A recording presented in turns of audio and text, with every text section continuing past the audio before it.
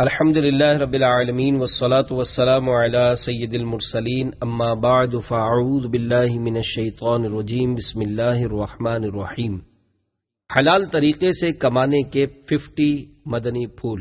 درود شریف کی فضیلت۔ امیر المومنین حضرت سیدنا ابو بکر صدیق رضی اللہ تعالی عنہ سے روایت ہے کہ نبی کریم رؤوف الرحیم صلی اللہ تعالی علیہ وآلہ وسلم علیہ افضل الصلاۃ والتسلیم پر درود پاک پڑھنا گناہوں کو اس قدر جلد مٹاتا ہے کہ پانی بھی آگ کو اتنی جلدی نہیں بجھاتا، اور نبی صلی اللہ تعالی علیہ وآلہ وسلم پر سلام بھیجنا گردنیں یعنی غلاموں کو آزاد کرنے سے افضل ہے۔ صلو علی الحبیب صلی اللہ تعالی علی محمد۔ میٹھے میٹھے اسلامی بھائیوں، جس کو ملازم رکھنا ہے اسے ملازم رکھنے کے، اور جس کو ملازمت کرنی ہے اسے ملازمت کے ضروری احکام جاننے فرض ہیں۔ اگر حسب حال نہیں سیکھے گا تو گناہگار اور عذاب نار کا حقدار ہوگا، اور نہ جاننے کی وجہ سے بار بار گناہوں کا ابتلا مزید برآں یعنی اس کے علاوہ۔ اس رسالے میں صرف چیدہ مسائل درج کیے گئے ہیں۔ مزید معلومات کے لیے بحر شریعت جلد 3 صفحہ 104 تا 184 پر اجارے کا بیان پڑھ لیجئے۔ پہلے حلال روزی کی فضیلت اور حرام روزی کی تباہ کاریاں مختصراً پیش کی جاتی ہیں۔ اللہ تبارک و تعالی 12ویں پارے کی پہلی آیت میں ارشاد فرماتا ہے، وَمَا مِن دَابَّةٍ فِي الْأَرْضِ إِلَّا عَلَى اللَّهِ رِزْقُهَا۔ ترجمہ کنز الایمان۔ اور زمین پر چلنے والا کوئی ایسا نہیں جس کا رزق اللہ کے ذمہ کرم پر نہ ہو۔ مفسر شہیر حکیم الامت حضرت مفتی احمد یار خان علیہ رحمت الحنان نور العرفان میں فرماتے ہیں، زمین پر چلنے والے کا اس لیے ذکر فرمایا کہ ہم کو انہی کا مشاہدہ ہوتا ہے، یعنی نظر آتے ہیں، ورنہ جنات وغیرہ کو بھی رب عز و جل ہی روزی دیتا ہے۔ اس کی رزاقیت صرف حیوانوں میں منحصر نہیں، پھر جو جس روزی کے لائق ہے اس کو وہی ملتی ہے۔ بچے کو ماں کے پیٹ میں اور قسم کی روزی ملتی ہے، اور پیدائش کے بعد دانت نکلنے سے پہلے اور طرح کی، بڑے ہو کر اور طرح کی۔ حلال روزی کے بارے میں 5 فرامین مصطفیٰ صلی اللہ تعالی علیہ وآلہ وسلم۔ نمبر 1، سب سے زیادہ پاکیزہ کھانا وہ ہے جو اپنی کمائی سے کھاؤ۔ نمبر 2، بے شک اللہ تعالی مسلمان پیشہ ور کو دوست رکھتا ہے۔ نمبر 3، جسے مزدوری سے تھک کر شام آئے اس کی وہ شام مغفرت ہو۔ نمبر 4، پاک کمائی والے کے لیے جنت ہے۔ نمبر 5، کچھ گناہ ایسے ہیں جن کا کفارہ نہ نماز ہو، نہ روزے، نہ حج، نہ عمرہ۔ ان کا کفارہ وہ پریشانیاں ہوتی ہیں جو آدمی کو تلاش معاش حلال میں پہنچتی ہیں۔ نمبر 5، کچھ گناہ ایسے ہیں جن کا کفارہ نہ نماز ہو، نہ روزے، نہ حج، نہ عمرہ۔ ان کا کفارہ وہ پریشانیاں ہوتی ہیں جو آدمی کو تلاش معاش حلال میں پہنچتی ہیں۔ لقمہ حلال کی فضیلت۔ ہمیں ہمیشہ حلال روزی کمانا، کھانا اور کھلانا چاہیے۔ لقمہ حلال کی تو کیا ہی بات ہے، چنانچہ دعوت اسلامی کے اشاعتی ادارے مکتبۃ المدینہ کی مطبوعہ 1548 صفحات پر مشتمل کتاب فیضان سنت جلد اول صفحہ 179 پر ہے۔ حضرت سیدنا امام محمد غزالی علیہ رحمت اللہ الوالی احیاء العلوم کی دوسری جلد میں ایک بزرگ رحمت اللہ تعالی علیہ کا قول نقل کرتے ہیں کہ مسلمان جب حلال کھانے کا پہلا لقمہ کھاتا ہے اس کے پہلے کے گناہ معاف کر دیے جاتے ہیں، اور جو شخص طلب حلال کے لیے رسوائی کے مقام پر جاتا ہے اس کے گناہ درخت کے پتوں کی طرح جھڑتے ہیں۔ حرام روزی کے بارے میں 4 فرامین مصطفیٰ صلی اللہ تعالی علیہ وآلہ وسلم۔ نمبر 1، ایک شخص طویل سفر کرتا ہے جس کے بال پریشان بکھرے ہوئے ہیں اور بدن گرد آلود ہے، یعنی اس کی حالت ایسی ہے کہ جو دعا کرے وہ قبول ہو۔ وہ آسمان کی طرف ہاتھ اٹھا کر یا رب یا رب کہتا ہے، دعا کرتا ہے، مگر حالت یہ ہے کہ اس کا کھانا حرام، پینا حرام، لباس حرام اور غذا حرام۔ پھر اس کی دعا کیوں کر مقبول ہو؟ یعنی اگر قبول دعا کی خواہش ہو تو کسب حلال اختیار کرو۔ نمبر 2، لوگوں پر ایک زمانہ ایسا آئے گا کہ آدمی پرواہ بھی نہ کرے گا کہ اس چیز کو کہاں سے حاصل کیا ہے، حلال سے یا حرام سے۔ نمبر 3، جو بندہ مال حرام حاصل کرتا ہے اگر اس کو صدقہ کرے تو مقبول نہیں، اور خرچ کرے تو اس کے لیے اس میں برکت نہیں، اور اپنے بعد چھوڑ مرے تو جہنم کو جانے کا سامان ہے۔ اللہ تعالی برائی سے برائی کو نہیں مٹاتا، ہاں نیکی سے برائی کو مٹاتا ہے۔ بے شک خبیث یعنی ناپاک کو خبیث نہیں مٹاتا۔ نمبر 4، جس نے عیب والی چیز بیع کی یعنی بیچی اور اس عیب کو ظاہر نہ کیا، وہ ہمیشہ اللہ تعالی کی ناراضی میں ہے، یا فرمایا کہ ہمیشہ فرشتے اس پر لعنت کرتے ہیں۔ لقمہ حرام کی نحوست مکاشفۃ القلوب میں ہے، آدمی کے پیٹ میں جب لقمہ حرام پڑا تو زمین و آسمان کا ہر فرشتہ اس پر لعنت کرے گا جب تک اس کے پیٹ میں رہے گا، اور اگر اسی حالت میں یعنی پیٹ میں حرام لقمے کی موجودگی میں موت آ گئی تو داخل جہنم ہوگا۔ حلال طریقے سے کمانے کے 50 مدنی پھول۔ نمبر 1، سیٹھ اور نوکر دونوں کے لیے حسب ضرورت اجارے کے شرعی احکام سیکھنا فرض ہے، نہیں سیکھیں گے تو گناہ گار ہوں گے۔ دعوت اسلامی کے اشاعتی ادارے مکتبۃ المدینہ کی مطبوعہ بحر شریعت جلد 3 حصہ 14 صفحہ 104 تا 184 میں اجارے کے تفصیلی احکام درج ہیں۔ نمبر 2، نوکر رکھتے وقت ملازمت کی مدت، ڈیوٹی کے اوقات اور تنخواہ وغیرہ کا پہلے سے تعین ہونا ضروری ہے۔ نمبر 3، میرے آقا اعلیٰ حضرت امام احمد رضا خان علیہ رحمت الرحمن فرماتے ہیں، کام کی 3 حالتیں ہیں۔ نمبر 1 سست، نمبر 2 معتدل یعنی درمیانہ، اور نمبر 3 نہایت تیز۔ اگر مزدوری میں کم از کم معتدل بھی نہیں، محض سستی کے ساتھ کام کرتا ہے، گناہ گار ہے، اور اس پر پوری مزدوری لینی حرام۔ اتنے کام یعنی جتنا اس نے کیا ہے کے لائق یعنی مطابق جتنی اجرت ہے لے، اس سے جو کچھ زیادہ ملا مستاجر یعنی جس کے ساتھ ملازمت کا معاہدہ کیا اس کو واپس دے۔ نمبر 4، کبھی کام میں سست پڑ گیا تو غور کرے کہ معتدل یعنی درمیانے انداز میں کتنا کام کیا جا سکتا ہے۔ مثلا کمپیوٹر آپریٹر ہے اور روز کی 100 روپے اجرت ملتی ہے، درمیانے انداز میں کام کرنے میں روزانہ 100 سطریں کمپوز کر لیتا ہے، مگر آج محض سستی یا غیر ضروری باتیں کرنے کے باعث 90 سطریں تیار ہوئیں تو 10 سطروں کی کمی کے 10 روپے کٹوتی کروا لے کہ یہ 10 روپے لینا حرام ہے۔ اگر کٹوتی نہ کروائی تو گناہ گار اور نارے جہنم کا حقدار ہے۔ نمبر 5، چاہے گورنمنٹ کا ادارہ ہو یا پرائیویٹ، ملازم اگر ڈیوٹی پر آنے کے معاملے میں عرف سے ہٹ کر قصدن تاخیر کرے گا یا جلدی چلا جائے گا یا چھٹیاں کرے گا، معاہدے کی قصدن خلاف ورزی کا گناہ تو کیا ہی کیا، اور ان صورتوں میں پوری تنخواہ لے گا تو مزید گناہ گار اور عذاب نار کا حقدار ہوگا۔ فرمانے امام احمد رضا خان علیہ رحمت الرحمن، جو جائز پابندیاں مشروط یعنی طے کی گئی تھیں ان کا خلاف حرام ہے، اور بکے ہوئے وقت میں اپنا کام کرنا بھی حرام ہے، اور ناقص کام کر کے پوری تنخواہ لینا بھی حرام ہے۔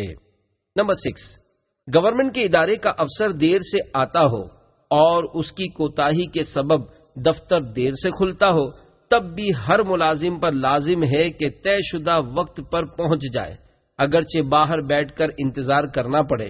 خائن و غیر مختار افسر کا ملازم کو دیر سے آنے یا جلدی چلے جانے کا کہنا یا اجازت دے دینا بھی ناجائز کو جائز نہیں کر سکتا۔ وقت کی پابندی سبھی پر ضروری ہی رہے گی۔ نمبر 7، گورنمنٹ اداروں میں افسر اور عام ملازم سبھی کا مخصوص وقت کا اجارہ ہوتا ہے اور ہر ایک کو پوری ڈیوٹی دینا لازم ہوتا ہے۔ بعض اوقات افسر وقت سے پہلے چلا جاتا ہے اور اپنے ماتحت ملازم سے بھی کہتا ہے کہ تم بھی جاؤ۔ چلے جانے والا افسر تو گناہ گار ہے ہی، اگر ملازم بھی چلا گیا تو وہ بھی گناہگار ہوگا۔ لہذا واجب ہے کہ کام ہو یا نہ ہو وہیں دفتر میں اجارے کا وقت پورا کرے۔ جو بھی اس طرح چلا جائے گا اسے تنخواہ میں سے کٹوتی کروانی ہوگی۔ اجیر کی اجرت کا مسئلہ۔ سوال: ملازم وقت پر پہنچ گیا مگر دفتر کی چابی جس کے پاس تھی وہ تاخیر سے آیا یا غیر حاضر رہا اور دفتر نہ کھل سکا۔ ایسی صورت میں جو ملازم آ چکا ہے اس کی کٹوتی ہوگی یا پوری تنخواہ پائے گا؟ جواب: اجیر خاص دو طرح کے ہیں، مستقل ملازم یعنی تنخواہ دار نوکر، اور یومیہ ملازم یعنی دہاڑی یعنی ڈیلی ویجز پر کام کرنے والا۔ دونوں کو صورت مسئولہ یعنی پوچھی گئی صورت میں اجرت دینے یا نہ دینے کا دار و مدار عرف یا صراحت یعنی صاف الفاظ میں طے شدہ صورت پر ہے۔ جیسے اجارے کے دیگر بہت سے مسائل کا دار و مدار عرف یا صراحت پر ہے، اور ہمارے یہاں کا عرف یہ ہے کہ مستقل ملازم کو تو صورت مسئولہ میں اجرت دی جاتی ہے جبکہ دہاڑی ڈیلی ویجز پر کام کرنے والے کو نہیں دی جاتی۔ البتہ اگر کسی جگہ کا عرف اس سے ہٹ کر ہو تو اس کے مطابق عمل کیا جائے گا۔ یوں ہی عرف اگرچہ جو بھی ہو لیکن اگر کسی قسم کی صراحت موجود ہو تو پھر اسی کا اعتبار ہوگا۔ نمبر 8، ملازم دفتر یا دکان پر آنے جانے کا وقت رجسٹر وغیرہ میں درست لکھے۔ اگر غلط بیانی سے کام لیا اور ڈیوٹی کم دینے کے باوجود پورے وقت کی تنخواہ لی تو گناہگار و عذاب نار کا حقدار ہے۔ نمبر 9، وقت کے اجارے میں چاہے کام ہو یا نہ ہو یا جلدی کام ختم کر لینے کی صورت میں اگر وقت سے پہلے چلا گیا تو مال وقف سے اسے پوری تنخواہ لینا یا دینا جائز نہیں، بلکہ جتنے گھنٹے مثلا 3 گھنٹے پہلے چلا گیا تو اس قدر اس کی اجرت میں سے کمی کی جائے گی۔ البتہ نجی یعنی پرائیویٹ ادارے کا مالک جانتے ہوئے رضامندی کے ساتھ پوری تنخواہ دے دے تو جائز ہے۔ نمبر 10، جن اداروں میں بیماریوں کی چھٹیاں دی جاتی ہیں وہاں بیمار نہ ہونے کے باوجود جھوٹ بول کر یا ڈاکٹر کی جعلی نقلی چٹھی دکھا کر چھٹی کرنا گناہ ہے۔ جان بوجھ کر جھوٹی چٹھی لکھ کر دینے والا ڈاکٹر بھی گناہگار اور عذاب نار کا حقدار ہے۔ نمبر 11، جن اداروں میں ملازمین کو علاج کی مفت سہولتیں فراہم کی جاتی ہیں ان میں جھوٹے بہانوں سے دوا حاصل کرنا، اپنا نام لکھوا یا بتا کر کسی دوسرے کے لیے دوا نکلوا لینا وغیرہ حرام اور جہنم میں لے جانے والا کام ہے۔ ایسوں کے ساتھ جان بوجھ کر تعاون کرنے والا بھی گناہگار ہے۔ نمبر 12، تنخواہ زیادہ کرانے اور عہدے وغیرہ میں ترقی کروانے کے لیے جعلی یعنی نقلی سند لینا ناجائز و گناہ ہے کیونکہ یہ جھوٹ اور دھوکے پر مبنی ہے۔ نمبر 13، ملازم کو چاہیے دوران ڈیوٹی چاق و چوبند رہے، سستی پیدا کرنے والے اسباب سے بچے، مثلا رات دیر سے سونے کے سبب بلکہ نفلی روزہ رکھنے کے باعث اگر کام میں کوتاہی ہو جاتی ہے تو ان افعال سے باز رہے کہ قصدن کام میں سستی کرنے والا اگرچہ کٹوتی کروا دے مگر اب بھی ایک طرح سے گناہگار ہے کیونکہ اس نے کام کرنے کا معاہدہ کیا ہوا ہے اور اس معاہدے کی روح سے کم از کم معتدل یعنی درمیانے انداز میں اس کو کام کرنا ضروری ہے۔ ابھی فتاوی رضویہ جلد 19 صفحہ 407 کے حوالے سے گزرا کہ اگر مزدوری میں سستی کے ساتھ کام کرتا ہے گناہگار ہے۔ ظاہر ہے ملازم کی بیجا سستیوں اور چھٹیوں سے سیٹ کے کام کا نقصان ہوتا ہے۔ بہرحال کوئی پوچھنے والا ہو یا نہ ہو، سستی کے باعث کام میں جتنی کمی ہوئی اللہ عز و جل سے ڈرتے ہوئے تنخواہ میں اتنی کٹوتی کروائے، توبہ بھی کرے اور مستاجر یعنی جس سے اجارہ کیا ہے اس سے معافی بھی مانگے۔ ہاں نجی یعنی پرائیویٹ ادارہ ہے اور سیٹ کٹوتی کی رقم بھی معاف کر دے تو انشاء اللہ عز و جل خلاصی یعنی نجات ہو جائے گی۔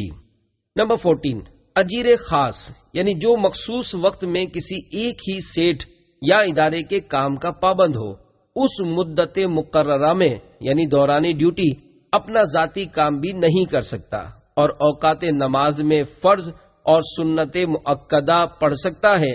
نفل نماز پڑھنا اس کے لیے اوقات اجارہ میں جائز نہیں جبکہ صراحتاً یا عرفاً اجازت نہ ہو، اور جمعہ کے دن نماز جمعہ پڑھنے کے لیے جائے گا، مگر جامع مسجد اگر دور ہے کہ وقت زیادہ صرف ہوگا تو اتنے وقت کی اجرت کم کر دی جائے گی، اور اگر نزدیک ہے تو کچھ کمی نہیں کی جائے گی، اپنی اجرت پوری پائے گا۔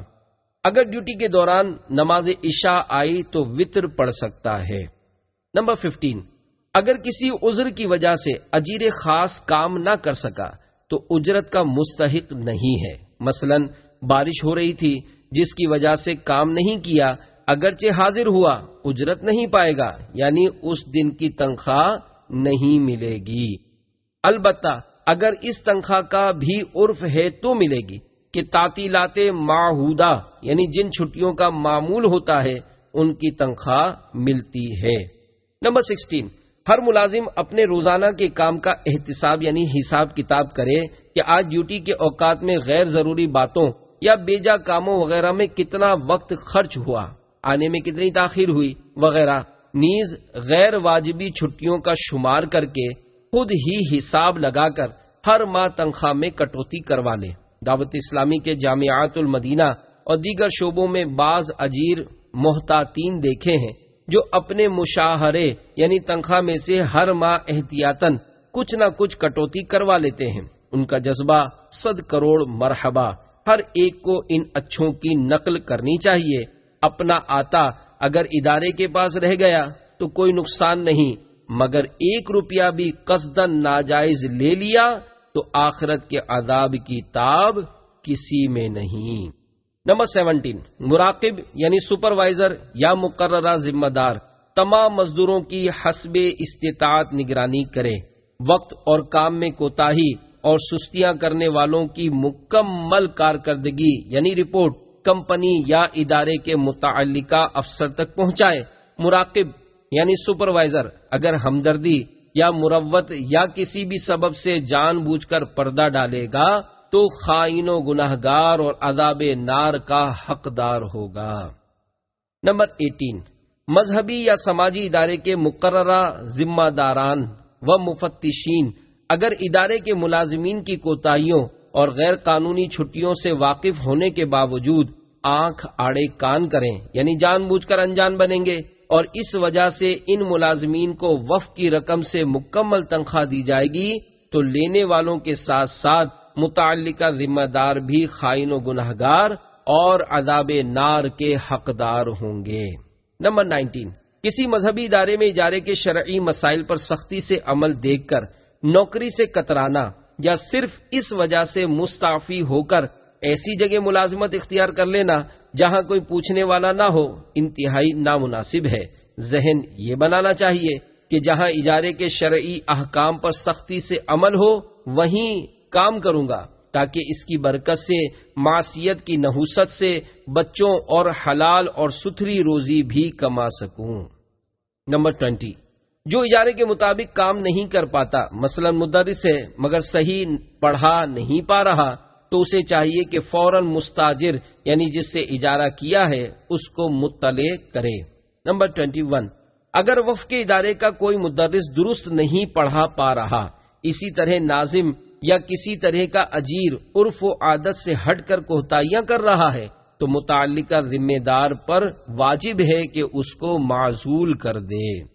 نمبر 22، اگر مخصوص مدت مثلا 12 ماہ کے لیے ملازمت کا اجارہ ہو تو اب فریقین کی رضامندی کے بغیر اجارہ ختم نہیں ہو سکتا۔ سیٹ کا خوامخواہ دھمکیاں دینا کہ وقت سے پہلے ہی فارغ کر دوں گا، نیز اسی طرح ضرورت مند سیٹ کو نوکر کا ڈراتے رہنا کہ نوکری چھوڑ کر چلا جاؤں گا، درست نہیں۔ ہاں، جن مجبوریوں کو شریعت تسلیم کرتی ہے اس صورت میں دونوں میں سے کوئی بھی وقت سے پہلے اجارہ ختم کر سکتا ہے۔ نمبر 23، اگر کسی سے کہہ دیا کہ پہلی تاریخ سے نوکری یا کام پر آ جانا اور اجرت طے کر لی مگر مدت طے نہیں کی تو عرف دیکھا جائے گا۔ اگر دہاڑی پر رکھتے ہیں تو 1 دن کا، ہفتے کے لیے رکھتے ہوں تو 1 ہفتے کا، اور اگر مہینے کے لیے رکھتے ہوں تو 1 مہینے کا اجیر قرار پائے گا۔ مثلاً اس کام کاج میں 1 مہینے کا عرف یعنی معمول ہو تو سیٹھ اور نوکر دونوں کو اختیار ہے کہ کہ مہینہ پورا ہو جانے پر اجارہ ختم کر دیں۔ اگر اجارہ ختم نہ کیا اور دوسرے مہینے کی ایک رات اور ایک دن گزر گیا تو اب یہ مہینہ پورا ہونے سے قبل اجارہ ختم کرنے کی اجازت نہیں۔ جب بھی اجارہ ختم کرنا ہو مہینے کے پہلے دن ہی ختم کرنا ہوگا۔ ہاں، مہینہ پورا ہونے سے قبل اجیر و مستاجر ایک دوسرے کو مطلع کر سکتے ہیں کہ آنے والے ماہ کی پہلی تاریخ سے اجارہ ختم ہو جائے گا۔ فتاوی رضویہ جلد 16 صفحہ 346 پر ایک سوال کے جواب میں لکھا ہے، عام رواج یہی ہے، کوئی مدت اجارہ معین یعنی فکس نہیں کی جاتی کہ مثلا سال بھر کے لیے تجھے امام کیا یا 6 مہینے کے لیے، بلکہ صرف امامت اور اس کے مقابل ماہوار یعنی اتنا مشاہرہ تنخواہ طے پانے کا بیان ہوتا ہے۔ تو اس طرح کا اجارہ صرف پہلے مہینے کے لیے صحیح ہوا، اور ہر سرے ماہ یعنی ہر مہینے کی ابتدا ہوتے ہی اجیر و مستاجر ہر ایک کو دوسرے کے سامنے اس کا فسخ یعنی منسوخ کر دینے کا اختیار ہوتا ہے۔ در مختار میں ہے، دکان کرائے پر دی کہ ہر ماہ اتنا کرایہ ہوگا تو فقط ایک ماہ کے لیے اجارہ صحیح ہوا، باقی مہینوں میں بسبب جہالت کے یعنی مدت کا تعین واضح نہ ہونے کی وجہ سے اجارہ فاسد ہے، اور جب مہینہ پورا ہو گیا تو دونوں میں سے ہر ایک کو دوسرے کی موجودگی میں اجارہ فسخ یعنی منسوخ کرنے کا اختیار ہے، کیونکہ عقد صحیح ختم ہو گیا۔ نمبر 24، مسلمان نے کافر کی خدمت گاری کی نوکری کی یہ منع ہے، بلکہ کسی ایسے کام پر کافر سے اجارہ نہ کرے جس میں مسلم کی ذلت ہو کہ ایسا اجارہ جائز نہیں۔ عمومی طور پر یہ کام یعنی کافر کے پاؤں دبانا، اس کے بچوں کی گندگیاں اٹھانا، گھر یا دفتر کا جھاڑو پوچھا کرنا، گند کچرا اٹھانا، لیٹرین اور گندی نالیوں کی صفائی، اس کی گاڑی کی دھلائی کرنا وغیرہ ذلت میں شامل ہے۔ البتہ ایسی نوکری جس میں مسلمان کی ذلت نہ ہو وہ کافر کی یہاں جائز ہے۔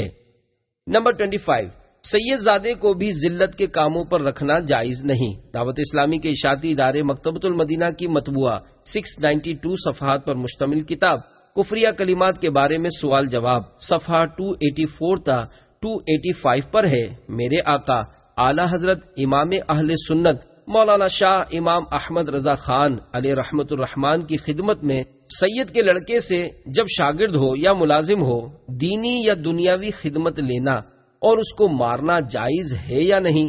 الجواب، ذلیل خدمت اس سے لینا جائز نہیں، نہ ایسی خدمت پر اسے ملازم رکھنا جائز، اور جس خدمت میں ذلت نہیں اس پر ملازم رکھ سکتا ہے۔ بحال شاگرد بھی جہاں تک عرف و معروف ہو خدمت لینا شرعاً جائز ہے، لے سکتا ہے، اور اسے یعنی سید کو مارنے سے مطلق احتراز یعنی بالکل پرہیز کرے۔ واللہ تعالی اعلم۔ نمبر 26، ملازم اپنے دفتر وغیرہ کا قلم، کاغذ اور دیگر اشیاء اپنے ذاتی کاموں میں صرف کرنے سے اجتناب یعنی پرہیز کرے۔ نمبر 27، اگر ادارے کی طرف سے ذاتی کام میں ٹیلی فون استعمال کرنے کی اجازت ہو تو اجازت کی حد تک استعمال کر سکتے ہیں، اگر اجازت نہیں تو ذاتی کام کے لیے استعمال کرنا ناجائز و گناہ ہے۔ نمبر 28، اجارے کے وقت میں کبھی کبھار بہت قلیل یعنی تھوڑے سے وقت کے لیے ذاتی فون سننے کی عرفاً اجازت ہوتی ہے، البتہ اگر کوئی اجارے کے اوقات میں بار بار فون سنتا ہے اور پھر بات چیت بھی 10-15 منٹ سے کم نہیں ہوتی، اس طرح کے ذاتی فون سننا جائز نہیں کہ اس طرح کام اور مستاجر یعنی اجارے پر لینے والے کا بھی نقصان ہوگا۔ نمبر 29، ملازم کو اجارے کی مدت کے دوران بار بار پر دھمکی دینا کہ مدت پوری ہونے سے پہلے ہی نوکری سے نکال دوں گا، درست نہیں، بلکہ بعض اوقات کسی چھوٹی سی بات پر غصہ آ جانے پر نکال بھی دیتے ہیں، ایسا کرنا جائز نہیں۔ ہاں، کوئی بہت بڑا معاملہ درپیش ہوا جو شرعاً یک طرفہ اجازت سے فسخ کرنے کا عذر ہو تو دونوں میں سے کوئی بھی اجارہ ختم کر سکتا ہے۔ مثلا دوسرے ملک میں گیا اور 2 سال کا اجارہ طے ہوا، مگر 1 سال پورا ہوتے ہی ویزا کی مدت ختم ہو گئی اور مزید نہ ملا تو ملازم اجارہ ختم کر دے، کیونکہ قانونی جرم ہونے کی وجہ سے بغیر ویزا اسے وہاں رہنا جائز نہیں۔ نمبر 30، اگر نوکری یا کرائے پر لی ہوئی دکان وغیرہ چھوڑنا ہو تو 1 ماہ پہلے بتانا ہوگا، ورنہ 1 مہینے کی تنخواہ کاٹی جائے گی یا کرایہ وصول کیا جائے گا۔ ملازم یا کرایہ دار سے اس طرح کا کیا ہوا معاہدہ باطل ہے۔ اگر اس نے 1 ماہ پہلے بتائے بغیر نوکری ختم کر دی یا کرائے پر لی ہوئی جگہ خالی کر دی، تب بھی تنخواہ کاٹنا یا زائد کرایہ وصول کرنا ظلم ہوگا۔ ایسے موقع پر 1 مہینہ تو کیا 1 گھنٹے کی بھی تنخواہ کاٹی یا زائد کرایہ وصول کیا تو گناہگار اور عذاب نار کا حقدار ہوگا۔ نمبر 31، ملازم نے اگر مرض کی وجہ سے چھٹی کر لی یا کام کم کیا تو مستاجر یعنی جس سے اجارہ کیا ہے اس کو تنخواہ میں سے کٹوتی کرنے کا حق حاصل ہے، مگر اس کی صورت یہ ہے کہ جتنا کام کم کیا صرف اتنی ہی کٹوتی کی جائے۔ مثلا 8 گھنٹے کی ڈیوٹی تھی اور 3 گھنٹے کام نہ کیا تو صرف 3 گھنٹے کی اجرت کاٹی جائے گی۔ پورے دن بلکہ آدھے دن کی اجرت کاٹ لینا بھی ظلم ہے۔ نمبر 32، امام و مؤذن عرف و عادت کی چھٹیوں کے علاوہ اگر غیر حاضری کریں تو تنخواہ میں کٹوتی کروا لیا کریں۔ مثلا امام کی 3000 روپے ماہانہ تنخواہ ہے تو چھٹیاں کرنے پر فی نماز 20 روپے کٹوا لیں۔ اسی طرح مؤذن صاحب بھی حساب لگا لیں۔ بلا عذر صحیح قصدن معاہدے کی خلاف ورزی کی اور چھٹیاں کرتا رہا تو کٹوتیاں کروانے کے باوجود گناہ ذمے باقی رہیں گے، لہذا سچی توبہ کرے اور اس طرح کے من مانی چھٹیوں سے باز رہے۔ نمبر 33، امام و مؤذن، خادم مسجد اور دینی و دنیاوی ہر طرح کی ملازمتوں میں عرف و عادت یعنی جاری معمول کے مطابق کی جانے والی چھٹیوں میں تنخواہ کی کٹوتی نہیں کی جا سکتی، البتہ عرف یعنی رائج طریقے سے ہٹ کر جو چھٹیاں کی جائیں ان پر تنخواہ کاٹی جائے۔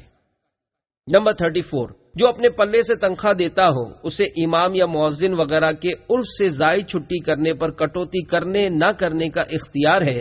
اسی طرح سیٹھ اپنے نوکر کے معاملے میں با اختیار ہے۔ نمبر 35، ہمارے عرف میں امام و مؤذن کو مہینے میں 1 یا 2 چھٹیاں کرنے کی اجازت ہوتی ہے، وہ ان چھٹیوں کی تنخواہ پائیں گے، البتہ مختلف علاقوں کے اعتبار سے عرف مختلف ہو سکتا ہے۔ نمبر 36، اگر امام یا مؤذن دعوت اسلامی کے 3 دن کے مدنی قافلے میں سفر کریں تو کم از کم 1 دن کی تنخواہ ضرور کٹوائیں، اور 1 دن کی بھی صرف اسی صورت میں جبکہ اس مہینے میں کسی اور دن کی چھٹی نہ کریں۔ الغرض ماہانہ 2 چھٹیوں کے علاوہ زائد چھٹیوں کی تنخواہ کٹوا دیں جبکہ عرف میں صرف 2 چھٹیاں ہوں۔ نمبر 37، کبھی کبھی امام نماز کی اور مؤذن اذان کی چھٹی کر لیا کرتے ہیں، ایسے مواقع پر وہاں کا عرف یعنی معمول دیکھا جائے گا۔ اگر اس طرح کی چھٹیوں پر وہاں کٹوتی نہیں کی جاتی تو نہ کی جائے ورنہ کر لی جائے۔ نمبر 38، متولیان مسجد کی رضامندی کی صورت میں امام و مؤذن عرف سے زائد چھٹیوں میں اپنا نائب دے دیا کریں تو تنخواہ نہیں کاٹی جائے گی۔ نمبر 39، ہمارے یہاں عموماً مؤذن سے صراحتاً یعنی واضح طور پر یا دلالتاً طے یعنی انڈرسٹوڈ ہوتا ہے کہ وہ امام کی غیر حاضری میں نماز پڑھائے گا۔ ایسی صورت میں امام اس کو اپنا نائب نہیں بنا سکتا، کسی اور کو بنائے۔ دوسرے کو نائب بنانے سے مؤذن یا انتظامیہ خوش نہ ہوں تو ضروری ہے کہ نائب کے تقرر کے بجائے کٹوتی کروائے۔ البتہ یہ صورت ہو سکتی ہے کہ مؤذن صاحب اور انتظامیہ سے مشاورت کے بعد کسی کا بطور نائب تقرر کر لے۔ نمبر 40، امام و مؤذن سالانہ کم و بیش 1 ہفتے کے لیے اپنے عزیز و اقربا سے ملنے بیرون شہر جا سکتے ہیں، ان دنوں کی تنخواہ کے حقدار رہیں گے۔ نمبر 41، امام، مؤذن یا کسی بھی دکان وغیرہ کا ملازم سخت بیمار ہو جائے یا اس کے یہاں کوئی انتقال کر جائے تو ان صورتوں میں ہونے والی چھٹیوں میں وہاں کا عرف دیکھا جائے گا۔ اگر تنخواہ کاٹنے کا عرف یعنی معمول ہے تو کاٹ لی جائے ورنہ نہ کاٹی جائے۔ نمبر 42، امام یا مؤذن یا مدرس یا کسی ملازم کا گھر دور ہے، پہیہ جام ہڑتال کی وجہ سے سواری نہ ملی یا ہنگاموں کے صحیح خوف کے سبب چھٹی ہو گئی تو اگر پہلے سے طے ہو گیا تھا کہ ایسے مواقع پر تنخواہ نہیں کاٹی جائے گی، وہاں کا عرف یعنی معمول ہی ایسا ہو کہ ایسے مواقع پر کٹوتی نہیں ہوتی تو اس طرح کی چھٹی کی تنخواہ پائے گا، یاد رہے معمولی ہڑتال چھٹی کے لیے عذر نہیں۔ نمبر 43، حج یا عمرے کی وجہ سے ہونے والی چھٹیوں کی تنخواہ کٹوانی ہوگی۔ دیکھیے فتاوی رضویہ جلد، بہرحال واپسی ہی کرنی ہوگی۔ اگر رقم یاد نہیں تو ظن غالب کے حساب سے مالیت طے کر کے بیان کردہ حکم شرعی پر عمل کیجیے۔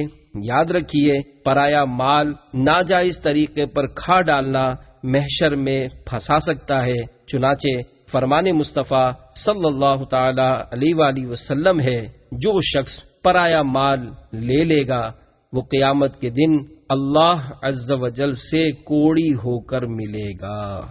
صلو علی الحبیب صلی اللہ تعالی علی محمد۔